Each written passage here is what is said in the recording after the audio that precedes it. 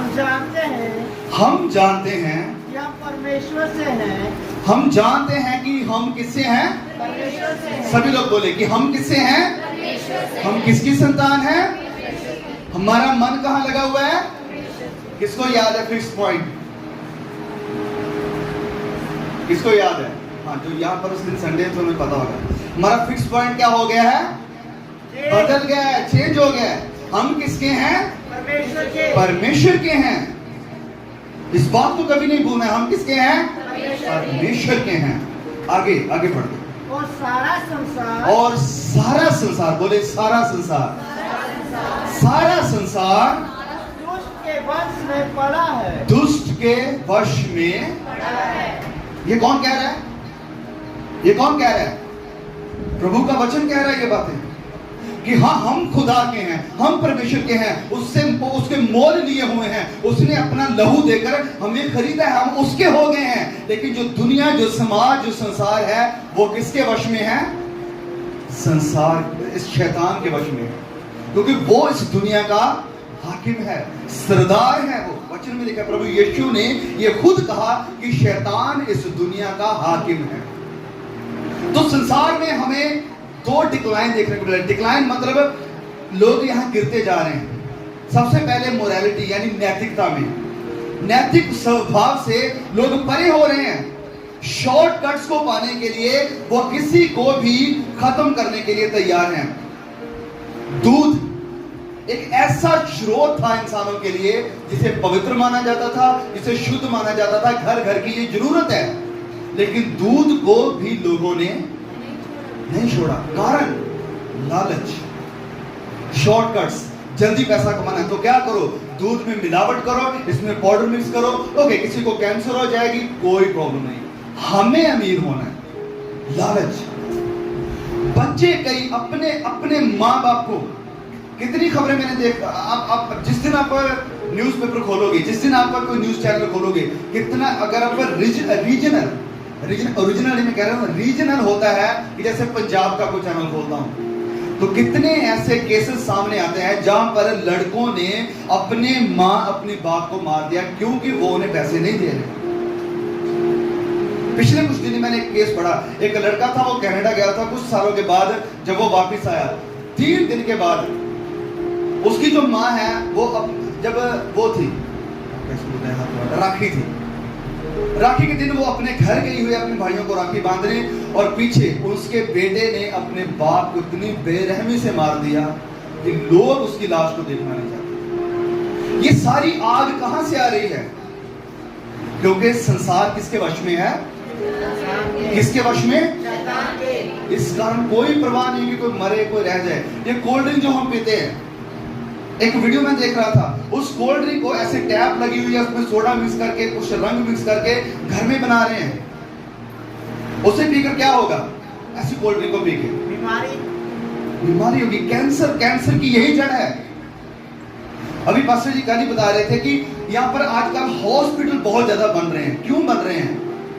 क्योंकि बीमारी बढ़ रही है। बीमारी कैसे बढ़ रही है? इंसान लालच कर रहा है, किसी की मौत के साथ, जिंदगी के साथ वो खिलवाड़ कर रहे हैं, उन्हें कोई फर्क नहीं पड़ रहा है। क्यों? क्योंकि दुनिया संसार के वश में। माँ बाप के प्रति रिस्पेक्ट नहीं है आजकल बच्चों की। लेकिन आपको प्रिय ऐसे नहीं बनना है, आपको ऐसे नहीं बनना है, क्योंकि आप किसके हो? वचन क्या कह रहा? हम किसके हैं? इस वचन को कभी ना भूलें। अगर आप इस मीटिंग से कुछ भी ना लेकर जाएं, तो इस आयत को जरूर अपने साथ लेकर जाएं। क्या आयत है? पहला यूहन्ना 5:19। इस आयत को जरूर साथ लेकर जाए कि हम किसके हैं? परमेश्वर के। और दुनिया संसार के वश में है।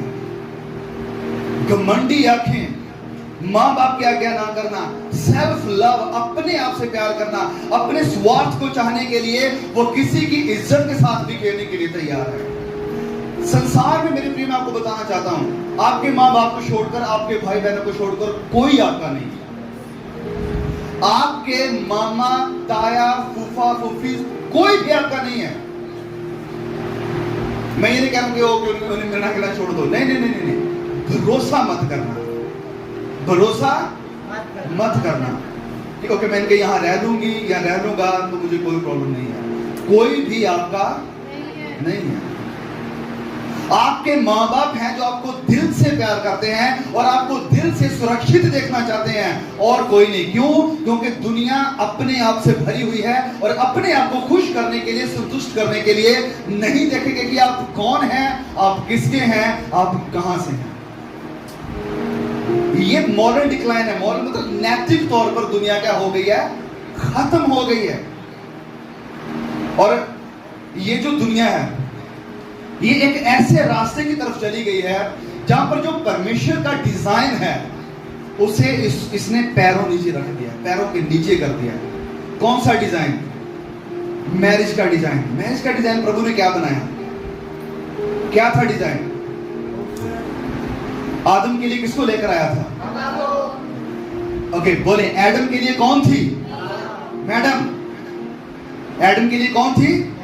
लेकिन आज एडम से शादी कर रही है। आज मैडम से शादी कर रही है। ये सब क्या है?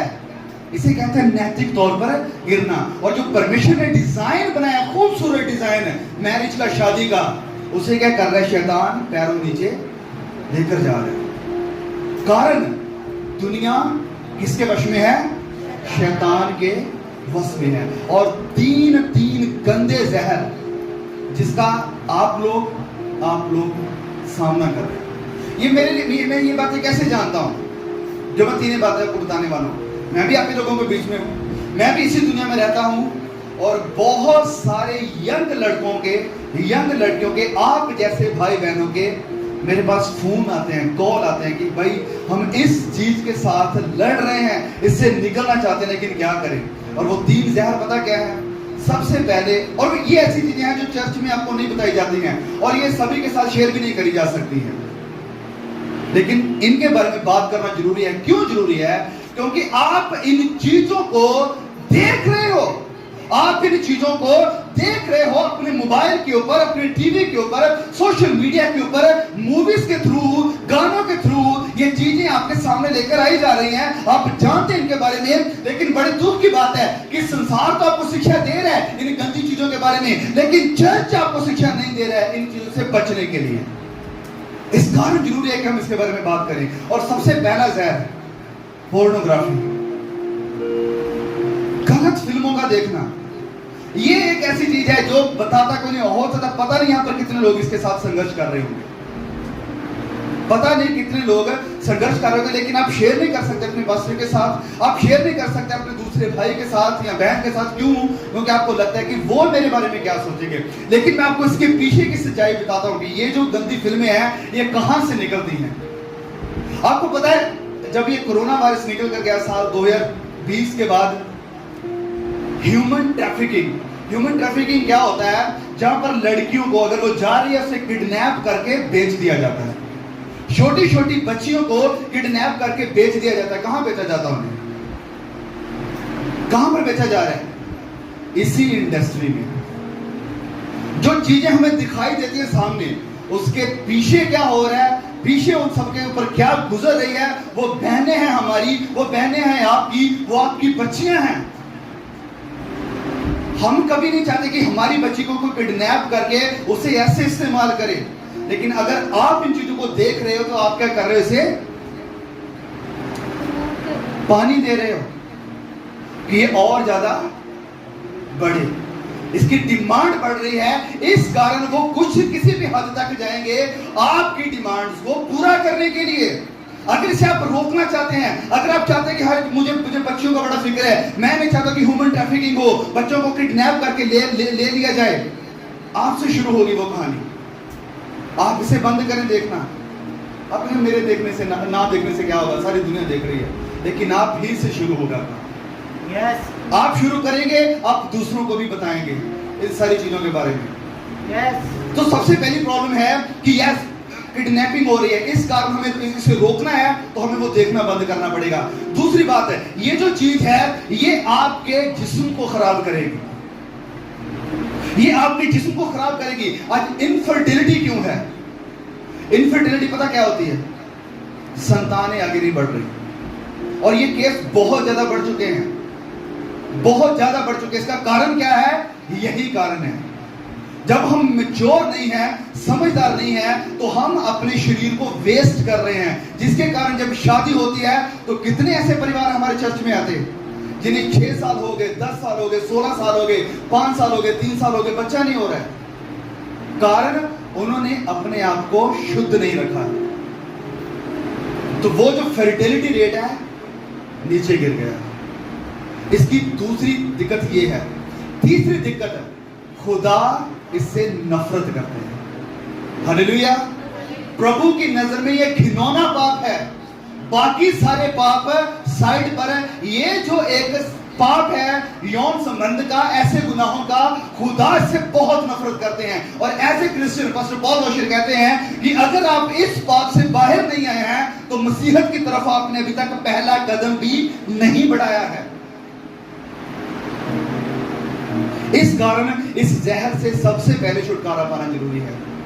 3 बातों के कारण, क्योंकि लोग किडनैप हो रहे हैं, क्योंकि आपके शरीर का नुकसान हो रहा है, और तीसरी बात, खुदा से आप दूर हैं। आपके अंदर एक दोष आत्मा रहती है। आप अपने आप को कोसते हैं कि मैं ये क्या कर रहा हूं।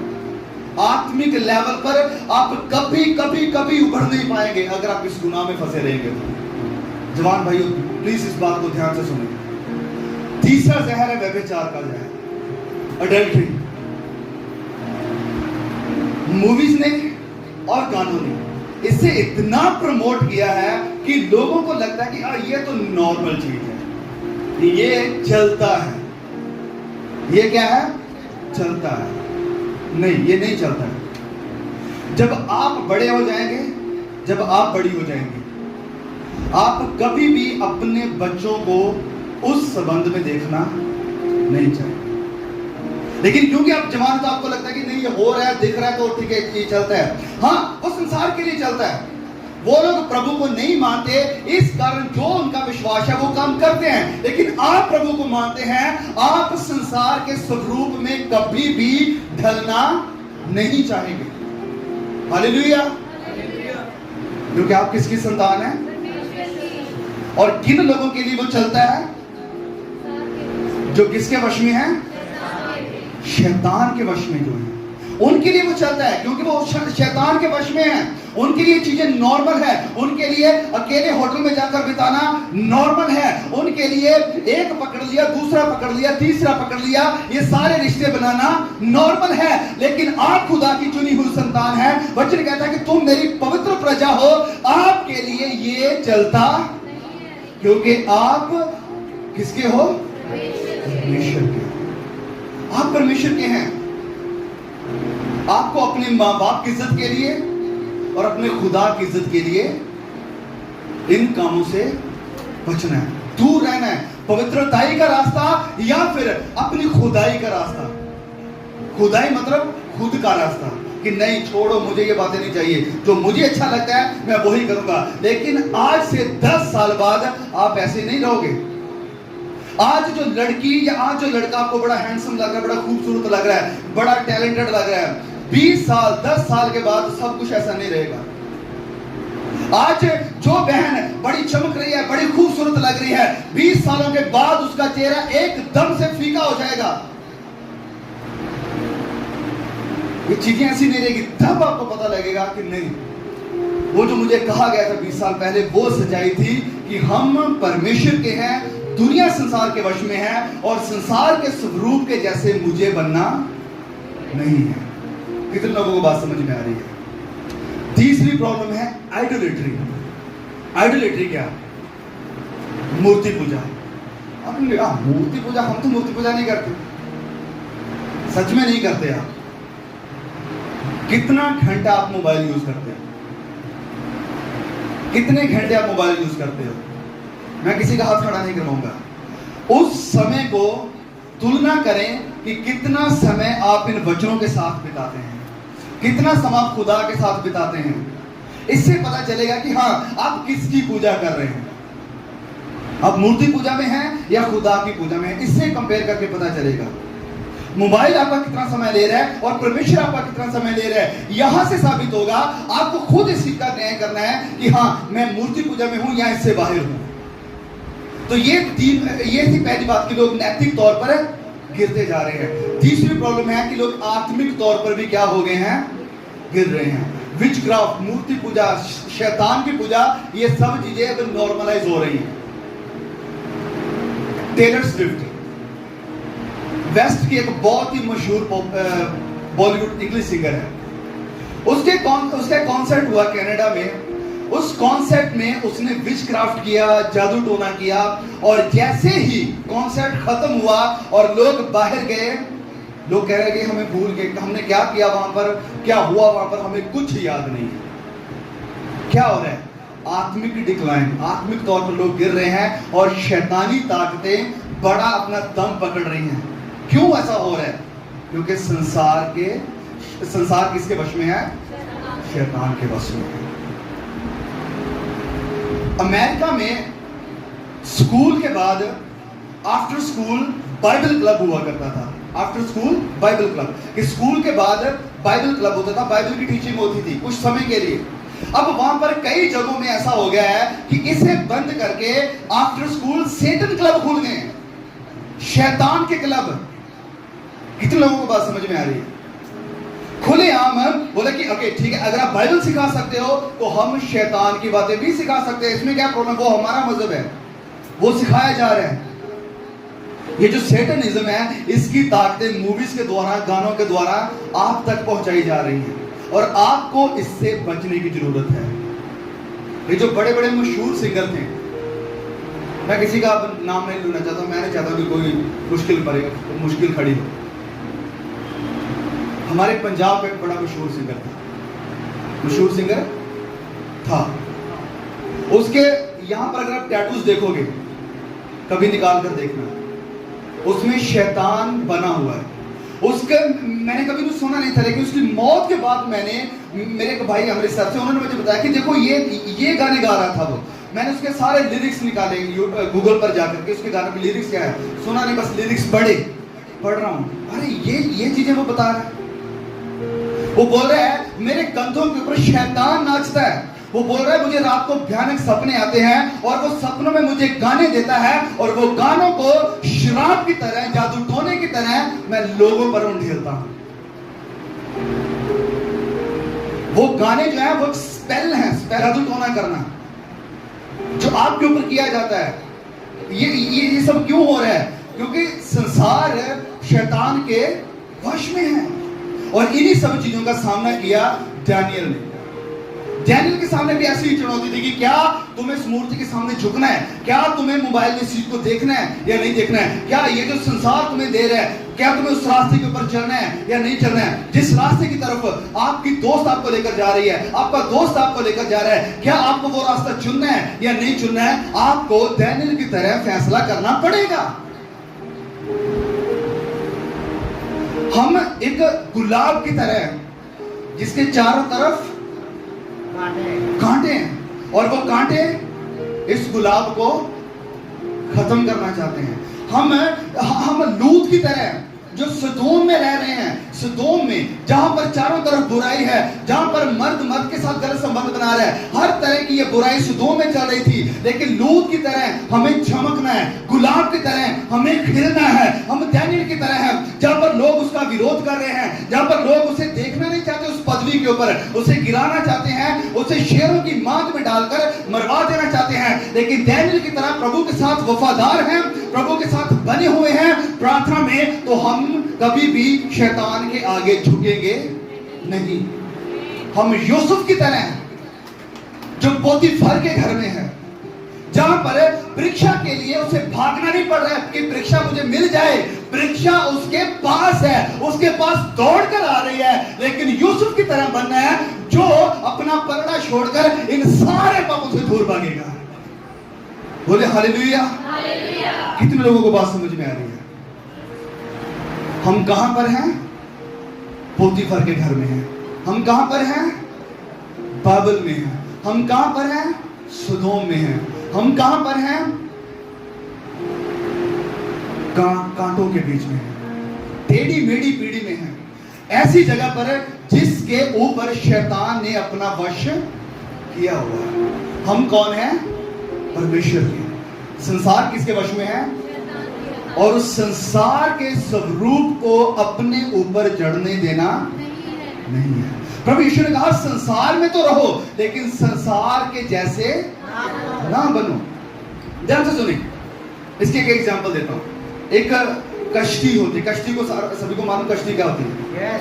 कहाँ किसके ऊपर चलती है वो? पानी के ऊपर। कश्ती पानी के ऊपर चल रही है, पानी के ऊपर चलती है।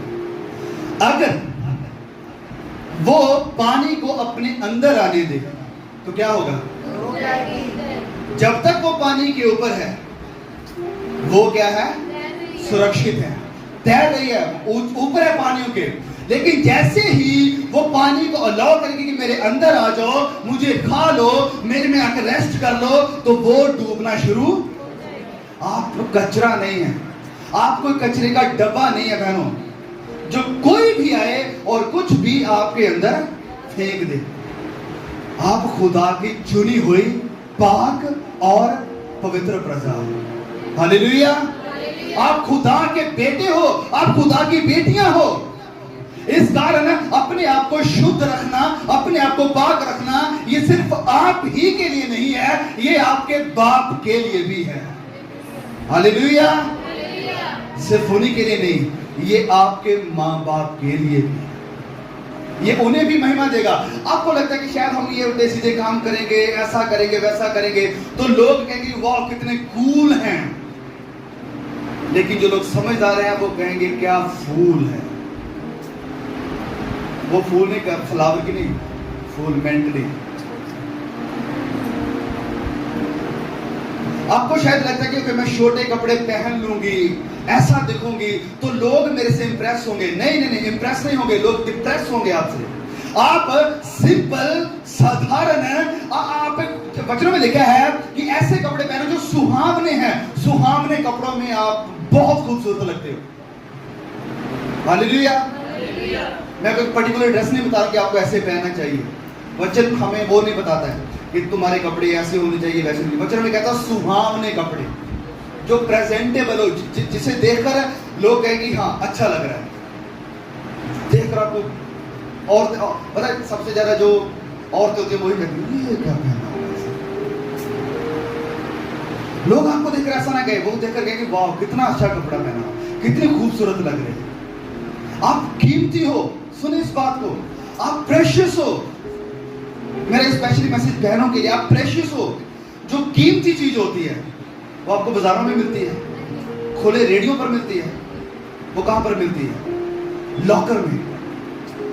सोना, सोने को लॉकर में रखा जाता है और उसकी सुरक्षा के लिए सीसीटीवी कैमरे लगाए जाते हैं कि कोई इनके ऊपर हाथ ना डाल दे।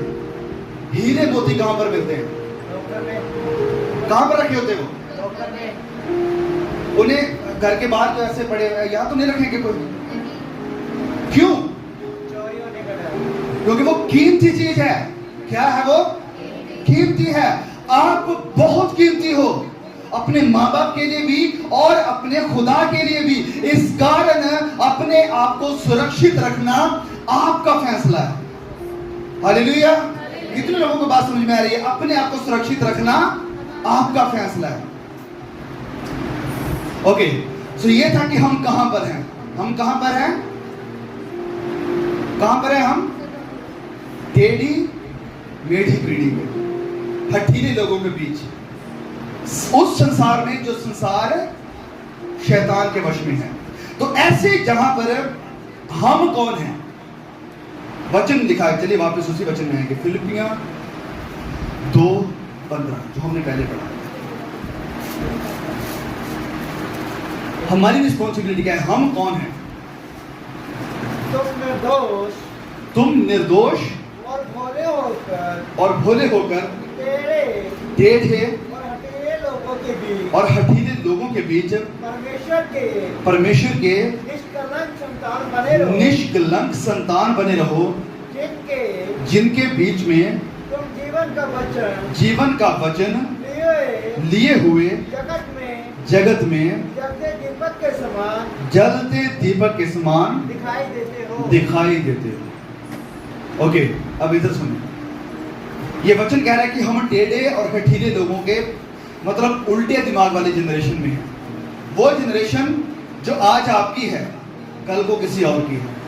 ऐसे लोग जो आज आपसे कुछ लेने के लिए आपके सामने साधु संत बन जाएंगे, लेकिन जैसे ही आपको इस्तेमाल किया आप कचरा उसको।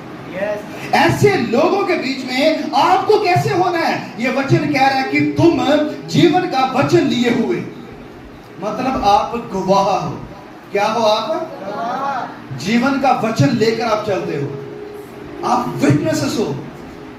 आप दूसरे लोगों के लिए एक एग्जाम्पल हो कि हाँ, अगर ये दुनिया ऐसे चल सकती है टेढ़ी होकर, तो हम मसीह यीशु के लिए सीधे होकर भी चल सकते हैं। हालेलुया। दुनिया को लगता है कि शायद इस चीज में खुशी है, लेकिन हम साबित करके दिखाएंगे कि प्रार्थना में, मसीह यीशु में सबसे ज्यादा खुशी है। एक औरत है सामरी औरत, किसने उसका नाम सुना है? वो सामरी औरत है, जब मत्ती यूहन्ना 4 में पढ़ते हैं, उस औरत ने 5 हस्बैंड कर लिए थे ऑलरेडी और छोड़ दिया था उन्हें। एक छठे के साथ वो रह रही है जो उसके साथ शादी नहीं हुई उसकी। ऋषि कहा कि तू जो तेरा अभी है वो भी तेरा नहीं है। तो ये औरत क्या कर रही है? कभी इसके यहां, कभी उसके यहां, कभी इसके यहां, कहीं उसके यहां शांति, संतुष्टि, खुशी ढूंढने की कोशिश कर रही है, लेकिन उसे नहीं मिल रही है। प्रभु यीशु ने कहा अब हो गया तेरा, मिल गई खुशी, मिल गई संतुष्टि। वो अभी भी परेशान है, अभी भी वो परेशान है, अभी भी मन संतुष्ट नहीं है। प्रभु कह रहा है जहां तू संतुष्टि ढूंढने की कोशिश कर रही है तुम्हें नहीं मिलेगी। मैं तुझे संतुष्ट करूंगा, मैं तुझे खुश करूंगा, अनंत जल दूंगा जो तेरे अंदर एक शोता बन जाएगा और वो तुम्हारी जिंदगी से जिंदगी भर उमड़ता रहेगा। हम मसीह यीशु के स्वरूप पर बनाए गए हैं। कल हम बच्चों से सीख रहे थे जब हम पढ़ते हैं उत्पत्ति के 2 में कि हम परमेश्वर की तस्वीर पर बनाए गए हैं। किसकी तस्वीर पर? अगर हम परमेश्वर की तस्वीर पर बनाए गए हैं तो वही हमें सच्ची खुशी, सच्ची शांति और सच्ची संतुष्टि दे सकते हैं। हम उसमें ही संपूर्ण होते हैं। बोले हम उसमें संपूर्ण होते हैं। ग्लव्स कितने लोगों ने देखे? ग्लव्स दस्ताने जो हाथों में डालते हैं, वो ग्लव्स जो होता है वो किसके स्वरूप पर बनाया हुआ होता है? किसके स्वरूप पर? हाथों के स्वरूप। अगर आप ग्लव्स को लो और उसे पैरों में डालना शुरू कर दो, क्या वो फिट होगा? क्या वो फिट होगा? वो किसके लिए बनाया गया है ग्लव्स? किसके लिए? हाथों के लिए। अगर उस ग्लव्स को फिट होना है, प्रॉपर्ली संपूर्ण होना है, तो उसे हाथ में ही आना पड़ेगा, कहीं और जगह फिट नहीं हो सकता। मैं और आप वो ग्लव्स हैं जिसे परमेश्वर ने बनाया है, और वो बनाया है परमेश्वर में परफेक्ट होने के लिए, परमेश्वर में संपूर्ण होने के लिए। किसी और चीज में और दुनिया की चीजों में हम कभी भी संपूर्ण हो नहीं सकते। जब तक हम इस दुनिया में हैं हम मिस्र में हैं। हम कहां पर हैं? यूसुफ के बारे में बड़े लोग प्रचार करते हैं, मेरा वो टॉपिक नहीं कि यूसुफ को खुदा ने ऐसा उठा दिया, ऐसा उठा दिया, ये दिया वो दिया। लेकिन आपको पता है यूसुफ मिस्र में संतुष्ट नहीं था। कितने लोगों को पता है? यूसुफ मिस्र में उसे पता है कि मेरा ये घर है। मरने से पहले वो एक वायदा लेकर गया था, किसी को याद हो? मेरी हड्डियां यहां रहनी। क्यों? क्यों भाई? इस देश ने तुझे बीवी दी, इस देश ने तुझे बच्चे दिए, इस देश ने तेरा बड़ा नाम दिया, इस देश ने तुझे पैसा दिया, इस देश ने तुझे बड़ी ऊंची पोजीशन दी। क्यों नहीं हड्डियां यहां पर चाहता तू? क्योंकि ये मेरा घर है। मैं मिस्र में हूं, मिस्र में मैंने शादी करी, मिस्र में मेरा पैसा मिला, मिस्र में मुझे अनाज मिला, मिस्र में मुझे मेरा जो परिवार है वो पला बढ़ा, लेकिन ये मेरा असल घर है। मुझे कहां जाना है? कनान में। कहां मेरी हड्डियों को लेकर जाना? कनान में। हम इस दुनिया में हैं, हम मिस्र में हैं, ये जगह हमारी नहीं है। मैं संडे के दिन आपको बता रहा कि ये हमारा परमानेंट घर है। हमें उसी में जाकर हम संतुष्ट होंगे, हम संपूर्ण होंगे, जिसके लिए हम बनाए गए, जिसके लिए हम बनाए गए हैं। तो सबसे पहले हमें एक विटनेस बनना है, दूसरों के लिए गवाह बनना है कि हाँ, मैं ऐसे लोगों में रहकर भी, ऐसी पीढ़ी में रहकर भी मसीह के लिए चमक सकता हूं। क्यों? क्योंकि ये वचन कहता है कि जगत में जलते हुए दीपकों के समान हो। मैं जलता हुआ दीपक हूं। आप गवाह हो, आप दीपक हो। ये वचन नहीं कह रहा है कि तुम्हें दीपक बनना चाहिए। क्या वचन में ऐसा लिखा है? क्या वचन में ऐसा लिखा है? नहीं लिखा। प्रभु यीशु ने कहा मत्ती अध्याय 5 में कि तुम जगत की ज्योति बनना पड़ेगा। तुम्हें जगत की ज्योति बनना चाहिए, ऐसा लिखा वहां पर। तुम हो, हालेलुया, तुम जगत की ज्योति हो। यह वचन कह रहा है, पौलुस कहता कि तुम जगत में जलते हुए दीपक के समान दिखाई देते हो। You are already a light. तुम्हें लाइट बनना नहीं है, तुम लाइट ही बनाए गए हो ऑलरेडी। हालेलुया।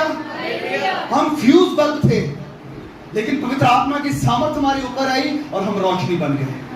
और अब क्योंकि हम रोशनी बन गए हैं, तो टेढ़ी मेढ़ी पीढ़ी में वो संसार जो शैतान के वश में है, उनके बीच में हम खुदा के गवाह बनकर और रोशनी बनकर चमकना है। हम कल शाम को बाहर निकले थे, जा रहे थे, और वहां पर हमें कई मुस्लिम भाई वहां पर दिखाई दिए। मैं पास्टर से पूछ रहा था कि यहाँ पर मुसलमान भी रहते हैं। बोले काफी हैं। तो मैंने कहने लगा कि देखो, उन्हें देखते ही हम समझ गए कि ये कौन है। कौन है ये? क्या आपको देखते ही कोई कह सकता है कि आप मसीह हो? आपकी कोई अलग पहचान है या आप भी मिक्स हो गए हैं? भेड़ियों में मिक्स हो गई हैं। आपको कोई देखकर, आपसे बात करके क्या किसी को महसूस हो सकता है कि नहीं यार, ये अलग है। ये भाई के साथ जब मैं बात कर रहा हूं तो इसकी बात तो मेरे जैसी है ही नहीं, इसका स्वभाव मेरे जैसा है नहीं, इसके काम हमारे जैसे है नहीं, ये अलग है। क्या आपको देखकर कोई कह सकता है, आपसे बात करके कोई कह सकता है, आपके साथ रहकर कोई कह सकता है, आपके साथ मिलकर आपको कोई कह सकता है कि ये परमेश्वर के मानने वाले लोग हैं?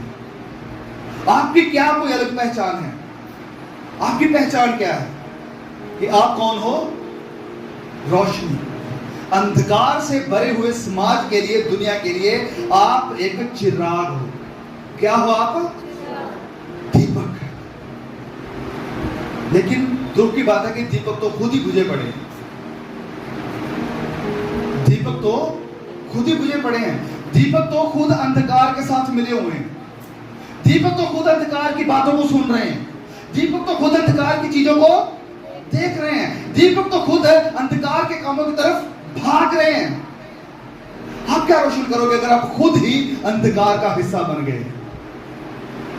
आप अलग होकर चलने के लिए बुलाए गए हैं।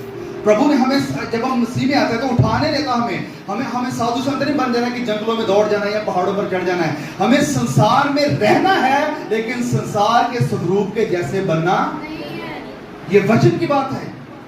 प्रभु यीशु ने भी यही प्रार्थना करी जब हमने पढ़ा यूहन्ना 17 में कि मैं प्रार्थना ये नहीं कर रहा कि तू उन्हें समाज से उठा ले, लेकिन मेरी प्रार्थना ये है कि तू इन्हें दुष्ट से, जो संसार दुष्ट के वश में है, उस दुष्ट से तुम मेरे बच्चों को, मेरी बच्चियों को बचा कर रखो। आप इस युद्ध में अकेले नहीं है। ये कभी फील ना करें कि ठीक है मैं पवित्रता पर चलना चाहता हूं, मैं ये अकेला हूं। नहीं नहीं नहीं नहीं नहीं नहीं। प्रभु यीशु आपके लिए प्रार्थना कर रहे हैं। हालेलुया। प्रभु यीशु आपके साथ है, पवित्र आत्मा आपके साथ है, वो आपके लिए प्रार्थना कर रहे हैं। देखो कितनी बड़ी बात है। आपका पास्टर नहीं, आपके भाई बहन नहीं, आपके माँ बाप नहीं, प्रभु यीशु की ये प्रार्थना है आपके लिए कि आप दुष्ट से बचे रहें। आप दुष्ट से बचे रहें। तो हम कौन हैं? हम कौन हैं? परमेश्वर की संतान। हम कौन हैं? हम किसके हैं? परमेश्वर के। हम कौन हैं? परमेश्वर की संतान। दीपक। हम कौन हैं? गवाह। परमेश्वर की संतान है, हम गवाह हैं, हम दीपक हैं। और हम किसके हैं? परमेश्वर के हैं। तो हमें कैसे जीना चाहिए? टेढ़ी मेढ़ी पीढ़ी में खुदा की रोशनी को, गवाहों को कैसे जीना चाहिए? आइए इसी अध्याय के वचन 5 में आएंगे। फिलिपियां 2 के 5 में। तो मैं पढ़ूंगा यहां पर। कि हमें कैसे जीना है। फिलिपियां 2:5, जैसा मसीह यीशु का स्वभाव था वैसा ही तुम्हारा भी स्वभाव बन जाए। हालेलुया। कितनों को वचन समझ में आया? जैसा मसीह यीशु का स्वभाव था वैसा ही तुम्हारा भी स्वभाव होना चाहिए। सबसे पहली चीज जो मसीह यीशु में थी वो क्या थी? वो क्या थी? नहीं, वो स्वभाव है, तो स्वभाव क्या है उसका? नंबर और 3। सबसे पहले क्या है? नम्र। वो हमें कहां देखने को मिल रहा है? यही वचन में जब आप आगे आ जाओगे, देखा है 6-7 में, कि जिसने परमेश्वर के स्वरूप में होकर भी परमेश्वर के तुल्य होने को अपने वश में रखने की वस्तु ना समझा, वरन अपने आप को जीरो कर दिया। क्या कर दिया? जीरो कर दिया, शून्य कर दिया। मतलब अपने आप को बहुत ज्यादा नम्र कर दिया उसने। एक खुदा के बच्चे में मसीह यीशु का स्वभाव होना चाहिए, एक पास्टर में मसीह यीशु का स्वभाव होना चाहिए, एक वर्शिप करने वाले में मसीह यीशु का स्वभाव होना चाहिए, एक प्रचार करने वाले में मसीह यीशु का स्वभाव होना चाहिए। और सबसे पहला कैरेक्टरिस्टिक क्या है कि उसमें क्या होगी? नम्रता। नम्रता ग्राउंड है, नम्रता नींव है।